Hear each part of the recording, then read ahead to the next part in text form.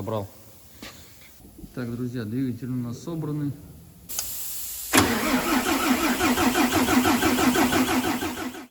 Разбор Груз, channel about trucks. Разбор груз. Канал о грузовиках.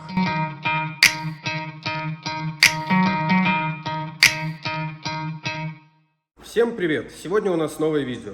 В этом видео мы вместе с вами разберем, соберем и запустим двигатель Mercedes OM 457. Друзья, напоминаю, что мы также занимаемся продажей автомобилей. Объявление продажи автомобилей я размещаю на Дроме. Если кому-то интересно, что у нас сейчас есть в продаже, напишите мне, и я сброшу вам ссылку на Дром на наше объявление. Ну а мы начинаем. Всем приятного просмотра. Поехали! Такой вот у нас Mercedes Saxoric с посторонним стуком в двигателе. Стук мы этот не слышали.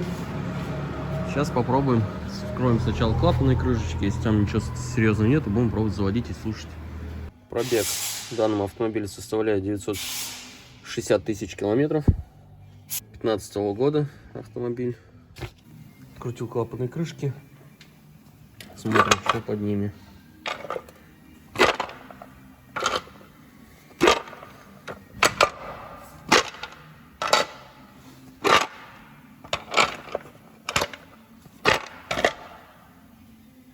Вот у нас есть проблемка.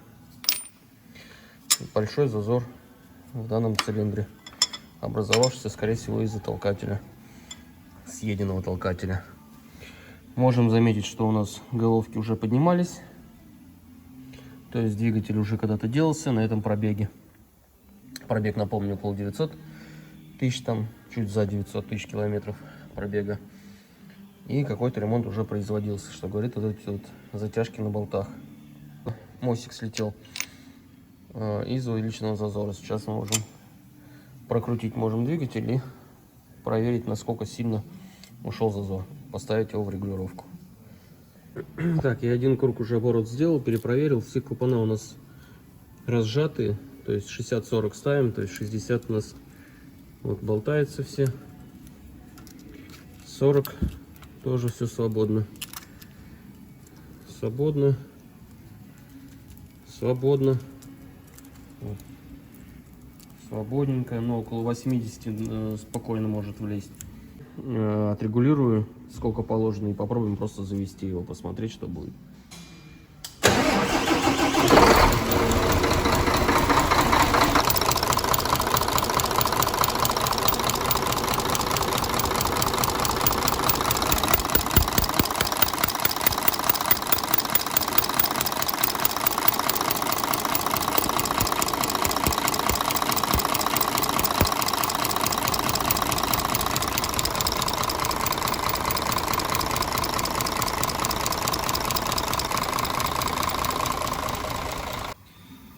Что же, у нас после работы заметно теперь зазор увеличился.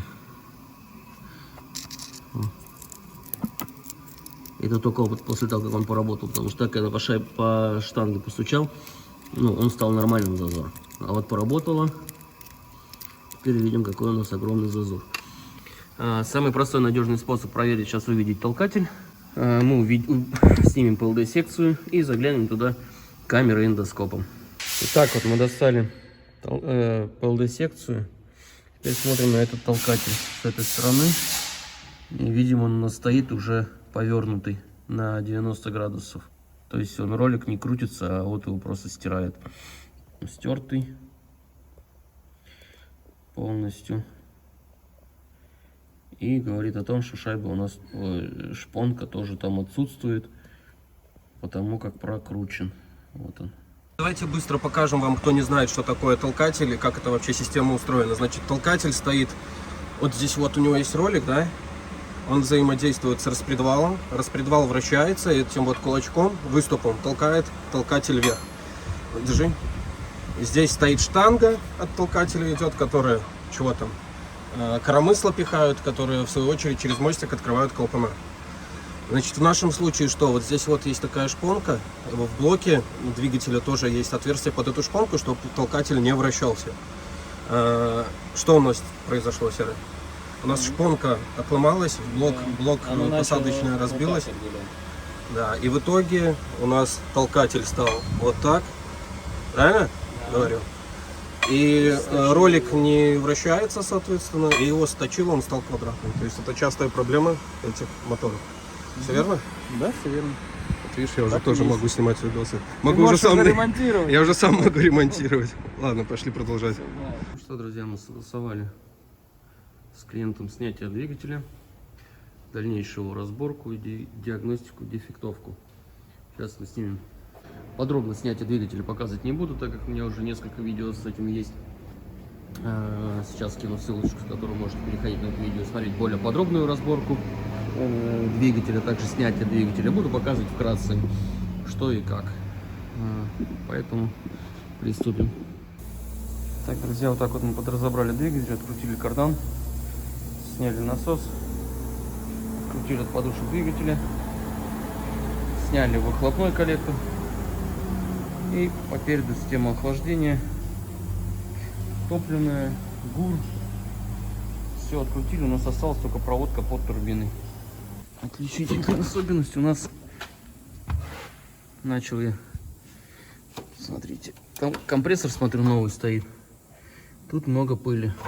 В одном из своих роликов я уже об этом показывал. Частая проблема, когда компрессор выходит из строя. Вот такие вот дырки в всасывающем коллекторе. Здесь уже видно, что-то ремонтировали. А чуть дальше вот уже протерлось. То есть новый компрессор, опять же, может вышел из строя. Мог выйти из строя. Также этим самым всасывает у нас и в турбину. Соответственно, дышит этим двигатель. Следите внимательно за этими патрубками. Потому как здесь он уже масла много. Двигатель сапунил.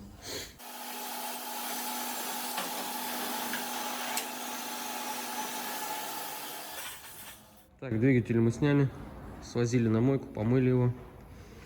Теперь приступаем к его полной разборке. Разбираем.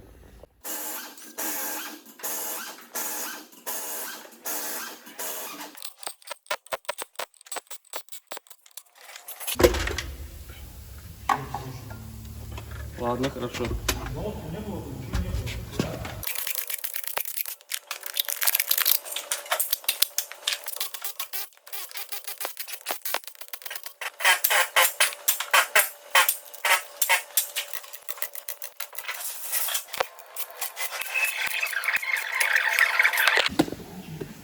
Здесь сухие, здесь масляные.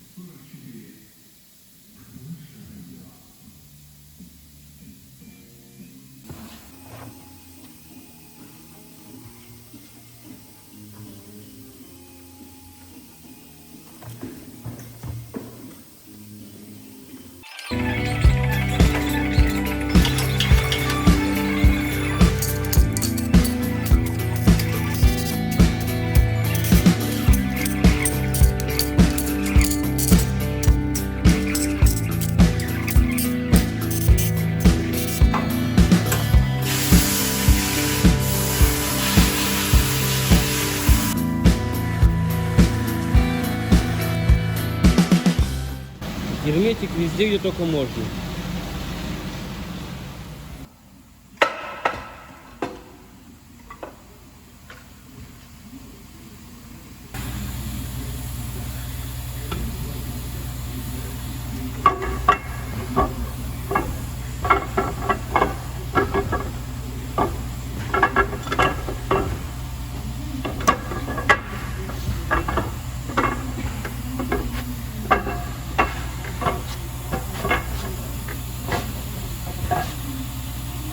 Ну, там просто толкатель. Иногда легко бьется, иногда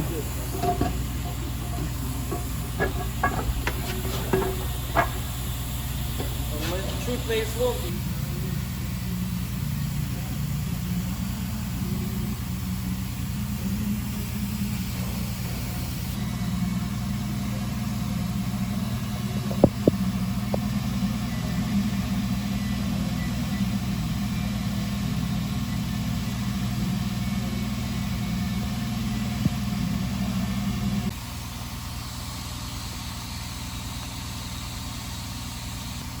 Вот у нас шпонки уже, шпонка отсутствует. И вот такой вот ролик.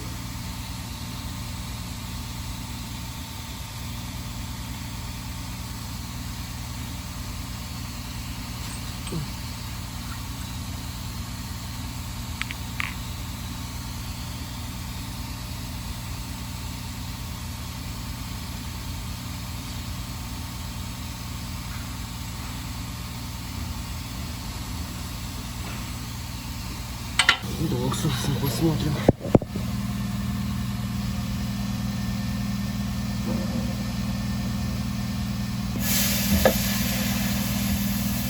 Шпонка стоит с пазлом. Итак, что же мы посмотрели на толкатель вот такого состояния. Блок тоже печального состояния. Фотографию приложу. Длинная шпонка нам в этой ситуации не поможет.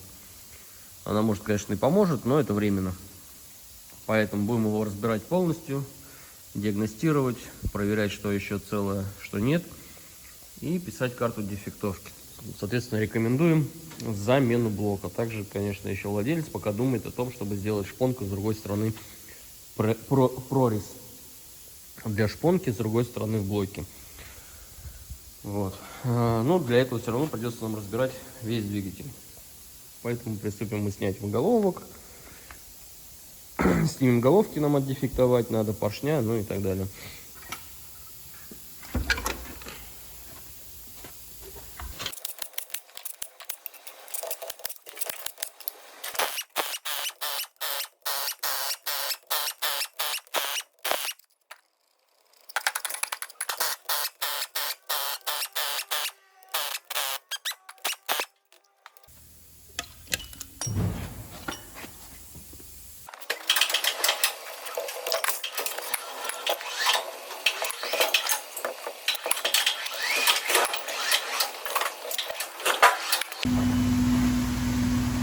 Так, сняли головки, что мы видим? Здесь вот такие гильзы. Здесь вот такая выработка на гильзе. Он там имеется, но выработка уже есть. Также и по головкам. Головкам уже видно, что просадка по клапанам. Этот клапан, как будет видно, да, один из 4 отличается, опущенный. Здесь также, здесь один. Тут он даже какой-то темный, сухой. Ну, рассухарим, сейчас увидим. Ну, больше всего вот это мне нравится.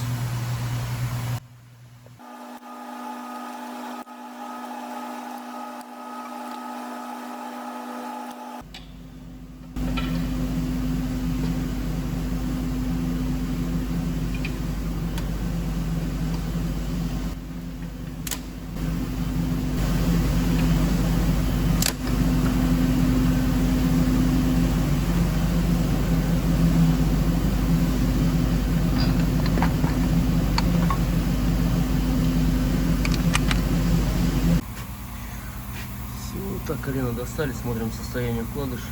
Вот у нас тут потертости на первом и втором вкладыше. И на втором вкладыше имеется еще вот так.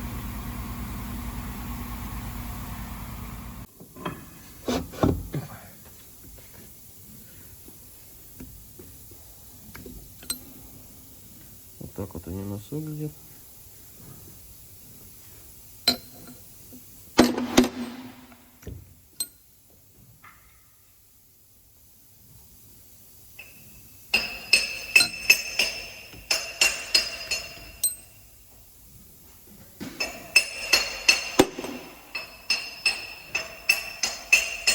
У нас клапаны изношенные, да?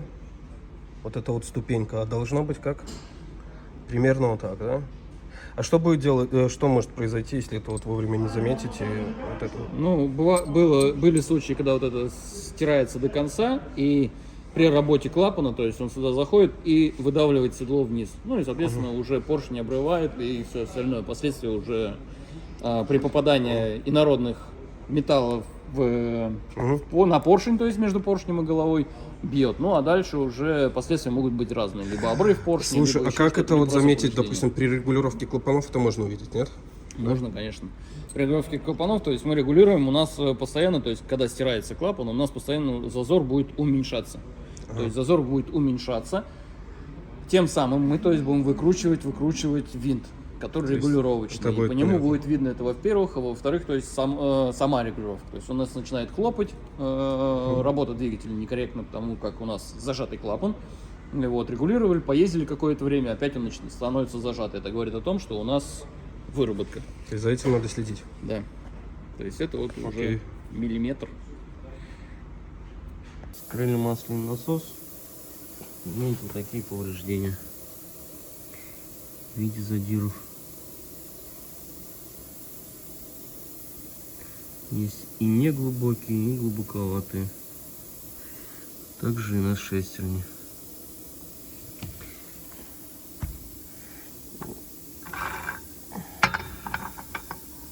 И на зубах тоже есть повреждения. Стружка сюда попадала. Вот сколько стружки на фильтре. Так, друзья, вот у нас полностью двигатель разобран. Достал гильзы, промерил я коленвал. Коленвал в хорошем состоянии, то есть стандартном. Блок промерил. Блок также в стандарте. Клиент решил у нас вести на проточку, то есть пазы с другой стороны, вести на ремонт. Также я заметил, что блок этот менялся, видимо, видны метки и видны на гильзах уже нумерация, то есть скорее всего это переставлялись с одного блока на этот блок. Как давно и сколько он проехал, не знаю, не могу сказать, то есть это мое предположение, потому как я вижу везде герметик, абсолютно везде. Возможно, даже на старой прокладке устанавливались. Вот. Поэтому сделал такие выводы. То есть нумерация и герметик везде, повсюду. Но, видимо, не были продуты вот эти масляные форсуночки. Это у нас форсуночка масляная, которая идет на охлаждение распредвала, на охлаждение толкателя и ПЛД секции. Вот здесь вот мы видим стружку. Вот столько вот ее здесь много. Также вот видите, забит штуцер полностью.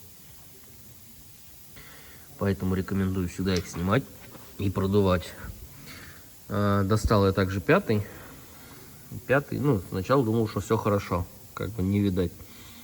Но внутри вот эти каналы, они забиты. Ну, на этом у нас все.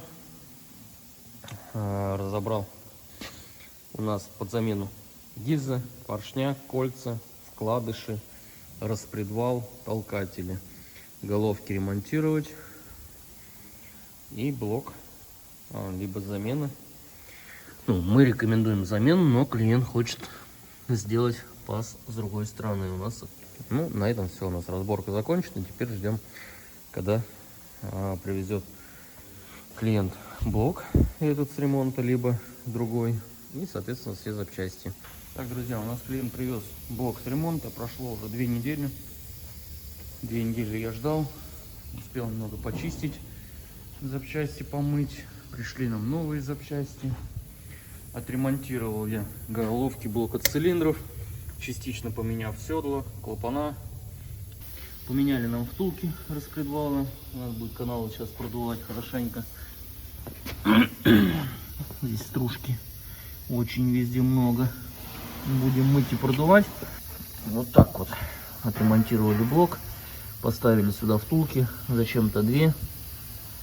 То есть и впуск, и выпуск. Не знаю. То есть восстановили. Восстановили. Надеюсь, что качественно.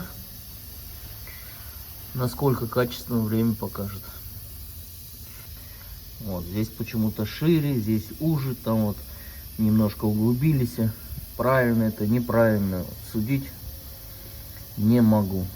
Механические вмешательства в блок все равно не есть хорошо, считаю я. Как рука специалиста дернула, не дернула, уменьшили, не уменьшили размеры. Тут уже все зависит от человека, который делает. Хорошо ли он сделает или плохо. Но мне приходится собирать на это, и, соответственно, если что не так, виноват, конечно, буду только я, а никак не тот человек, который вот это вот безобразие делал. Все остальные у нас в хорошем состоянии. А нет, еще вот на 5-м тоже сделали. 5-й сделан уже немножечко вообще по-другому. Друзья, когда мне необходимо купить автомобиль для себя, для своих близких либо знакомых, для этого я использую Дром. Здесь очень много удобных функций. В том числе есть очень полезный раздел с отзывами об автомобилях от их реальных владельцев. Отзывы всегда помогают мне сделать правильный выбор. В этом разделе вы можете найти очень-очень полезную информацию о любом автомобиле. Кстати, Сергей давно мечтает купить один очень интересный автомобиль. Мы постоянно ведем дискуссии по этому поводу и никогда не можем прийти к какому-то общему мнению. Мы изучили все отзывы на Дроме о нем, которые также очень противоречивы. Если вы хотите узнать, что это за автомобиль, переходите в описание к данному видео. Там я оставил для вас параметры для поиска этого автомобиля на Дроме. Возможно, и вы сможете подсказать нам какую-то интересную информацию об этом автомобиле. Ну а мы продолжим. Будешь покупать? Ну, подскажут, если люди, то купим. Славик бы точно не купил. Нет? Славик только китайцы рассматривает. Новые. Нет, лучше этот, наверное, автомобиль вообще. А 8-й смотрел. Ой, Сейчас я Славке помогу и пойду дальше собирать. Так, друзья, у нас новая гильза поршневая группа, то есть поршня, гильзы, кольца, пальцы. Вот в таком комплекте фирмы Мале.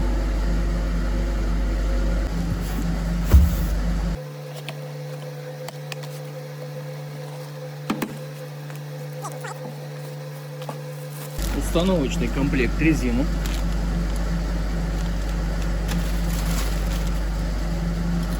Кольцо антипригарное. Поршень с кольцами. И гильза.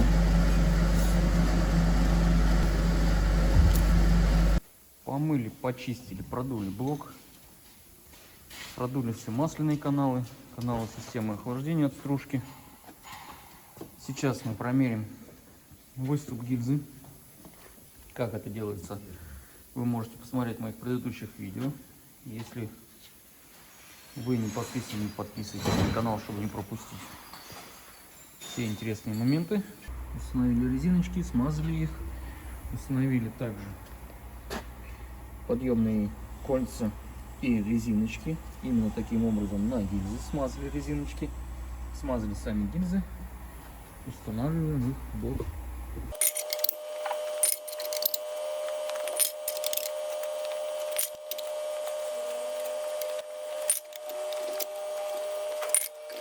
Следить надо за тем, чтобы шайба не попала под гильзу. Между блоком и гильзой здесь. Так, гильзы у нас установлены.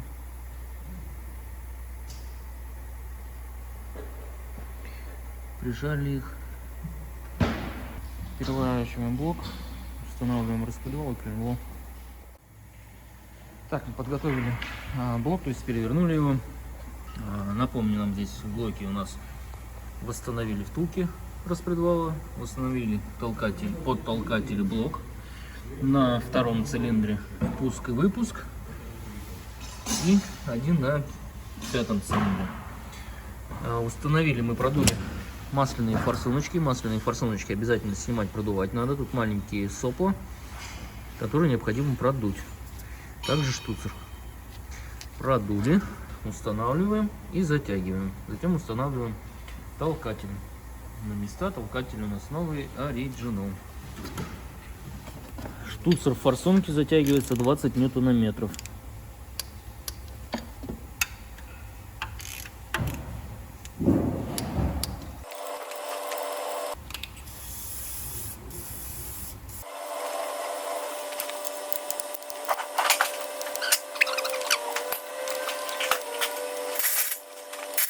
Установили толкатели, смазали мы втулки распредвала.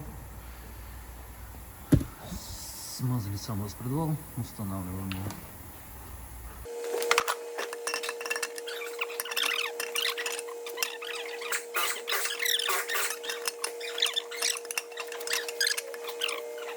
Так, распредвал у нас установлен.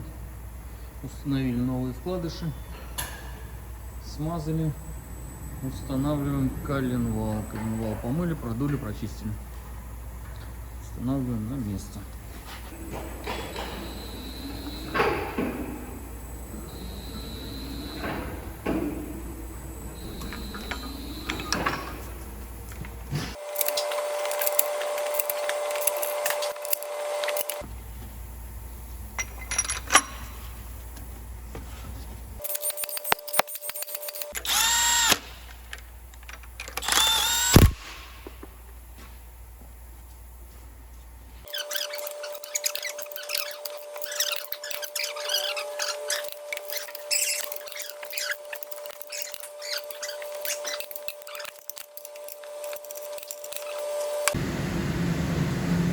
Так, у нас распредвал, коленвал установлен, установили мы шестерню. Шестерню по меточкам ГРМ выставлен соответственно.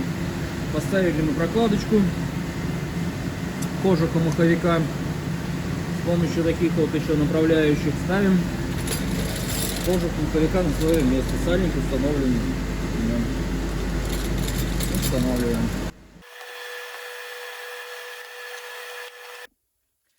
Так, установили мы кожух маховика, протягиваем болты 70 ньютонометров.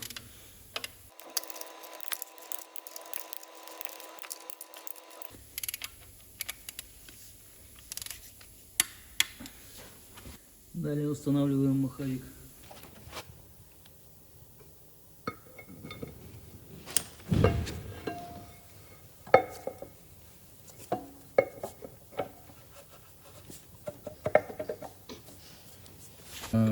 Предварительно в маховике мы поменяли подшипник и беговое кольцо отдельно, подсальник.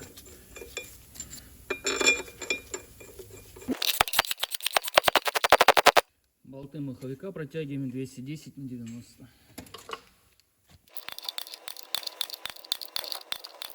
Так, мы поставили кожух маховика, маховик, ставили лапы передние. Теперь ставим двигатель на кожух маховика, будем устанавливать поршня с шатунами. Так, подготовили мы поршня к установке, установили в них шатуны, поставили мы вкладыши, все смазали, будем устанавливать. Будем устанавливать блок. Блок поставили в таком положении.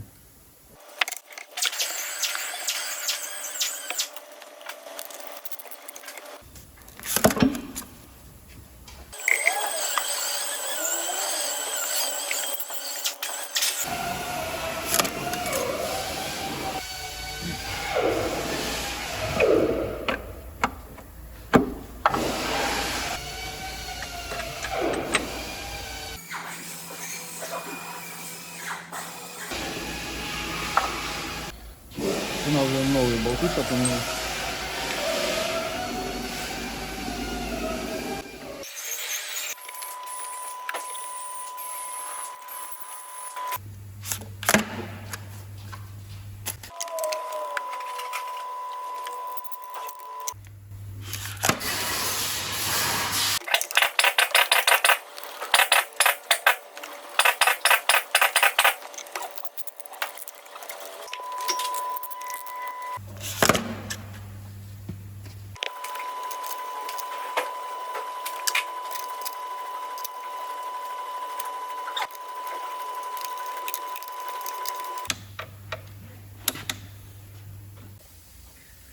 Так, друзья, перетянули мы бугеля шатунные коренные, установили масляные форсуночки на места, установили новый масляный насос.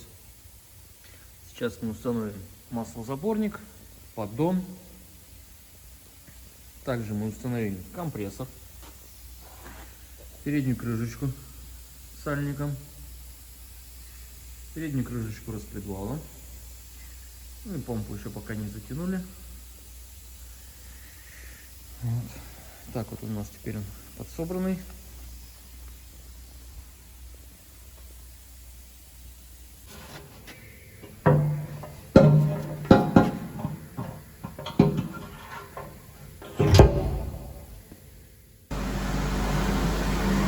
Так, друзья, до такого состояния мы собрали двигатель. Установили мефатрон, генератор, демпфер, привод из коммуфты, ремни, натяжители поменяли новые. Все, затянули, прикрутили. Ставим двигатель на ноги. На поддон установили мы сюда колечки, прокладочки. Подготовили головки блока цилиндров. Будем устанавливать на место.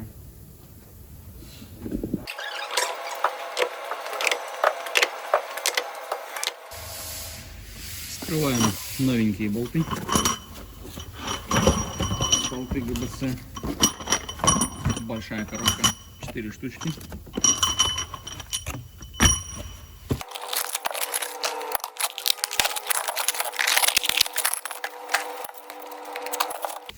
Обильно смазываем маслицем, хотя они уже так смазаны. Шляпки промазываем и устанавливаем.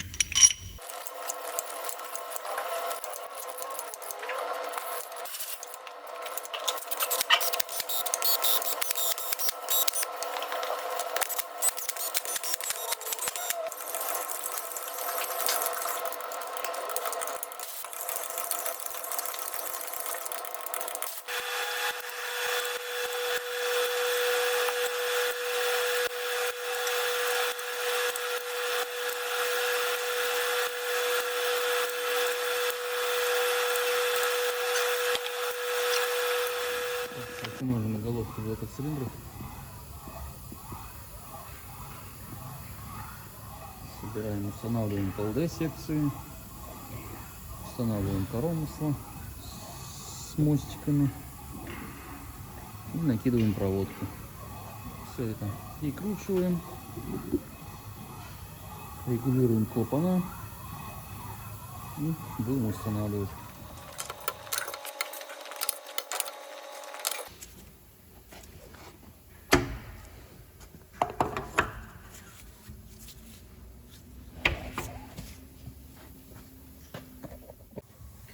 Так, установили мы ПЛД секции, установили топливные форсуночки, установили коромысло, отрегулировали клапана, установили также мы уже турбинку. Можем закрывать клапанные крышки, устанавливать впускной коллектор, без коммуфту, без сцепления.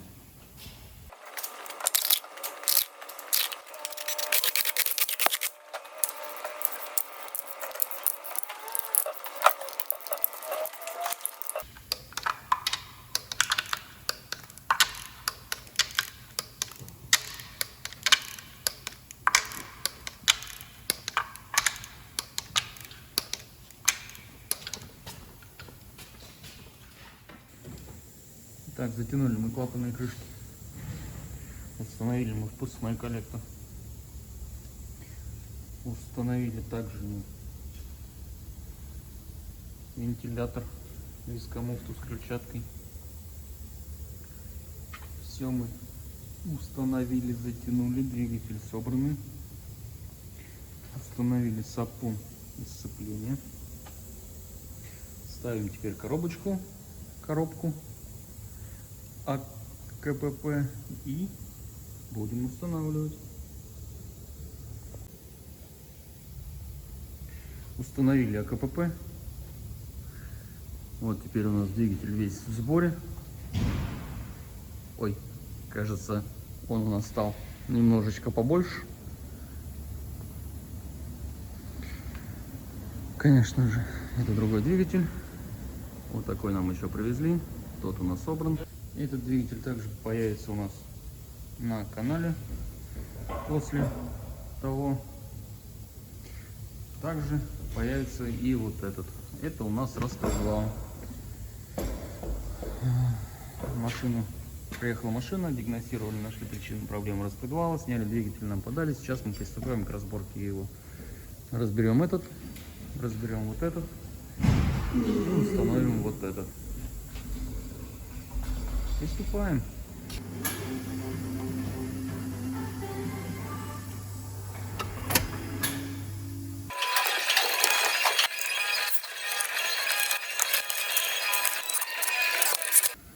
Так, друзья, двигатель у нас собранный, коробку мы установили. Везем его на установку.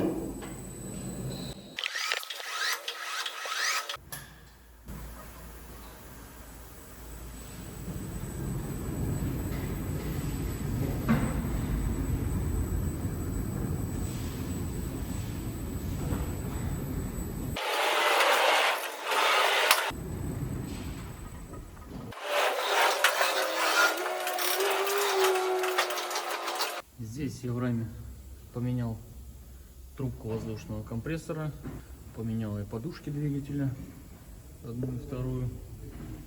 Подготовили мы, поменял я также диффузор радиатора. Устанавливаем.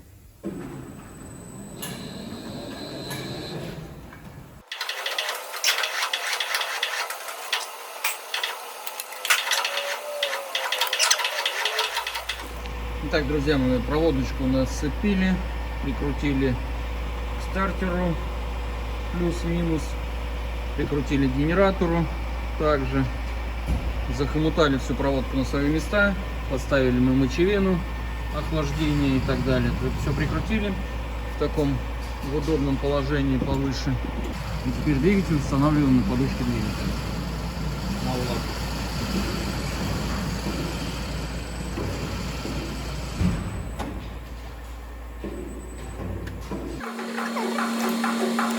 Ну вот, друзья, двигатель у нас установлен в свое штатное место. Подушки прикрутили. Теперь прикручиваем патрубки системы охлаждения, впуск, интеркулер, бур и так далее. Выхлоп. Все это устанавливаем. Также установим кардан с насосом. Зальем тех жидкости и будем запускать двигатель. Прокачали топливо, поменяли все фильтра. Будем пробовать первый запуск.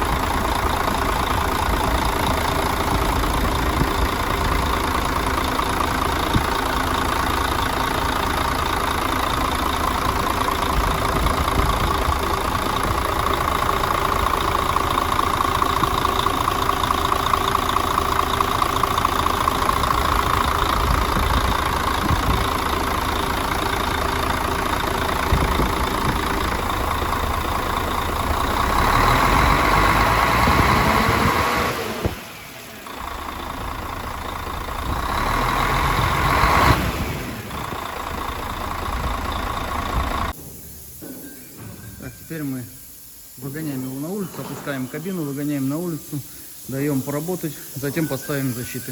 Будем отдавать. Так, друзья, мы загнали автомобиль. Поработал у нас вчера целый день. Поработал, все хорошо, нареканий никаких нету. Загнал я, проверил на потеки масло антифриза. Все везде хорошо, поставил я защиты на место. Теперь, в принципе, на этом ремонт у нас закончен. Выгоняем, пускаем кабину, выгоняем его на улицу, и ожидает он водителя, который его заберет. Ну вот, друзья, мы закончили сборку данного двигателя, произвели запуск, проверили работоспособность. Все работает, все хорошо, никаких нареканий к автомобилю нету. Мы здесь поменяли топливную, все поменяли, все отремонтировали. Тех, кого интересует все время стоимость работы запчастей, скажу так, ремонт вышел запчастями больше миллиона, там 1 300 000 примерно. Вот. Более подробно не знаю, более точно стоимость запчастей не могу сказать. И вам, в принципе, это ни к чему, потому как цены варьируются. Можно купить что-то дешевле, что-то дороже. Сегодня одна цена, завтра другая. Поэтому, ну и у вас, соответственно, менять что-то надо, что-то не надо.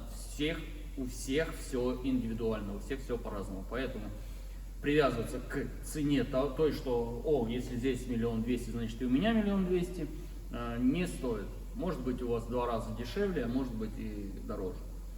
Здесь поршневая негодная была, блок, распредвал, то есть нормальная цена выходит за поршневую и распредвал. Самые большие цены за распредвал и за поршневую.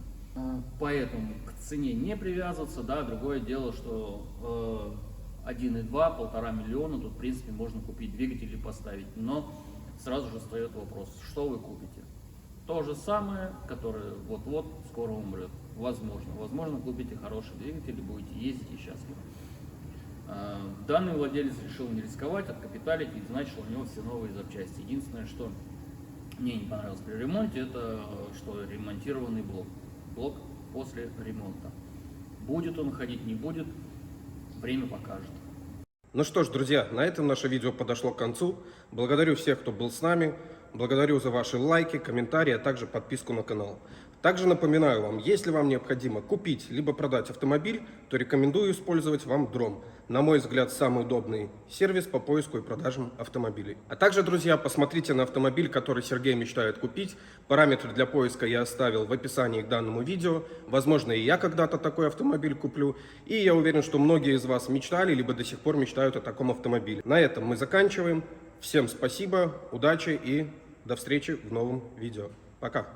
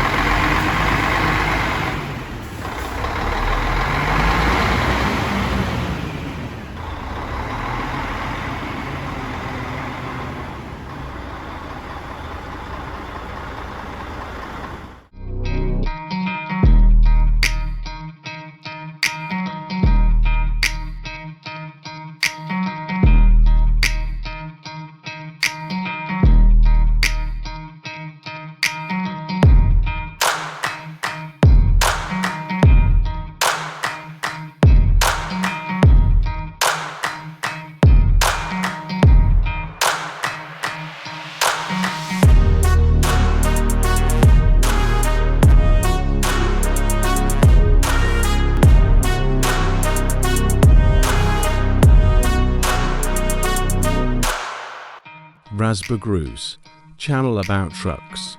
Разбор груз. Канал о грузовиках.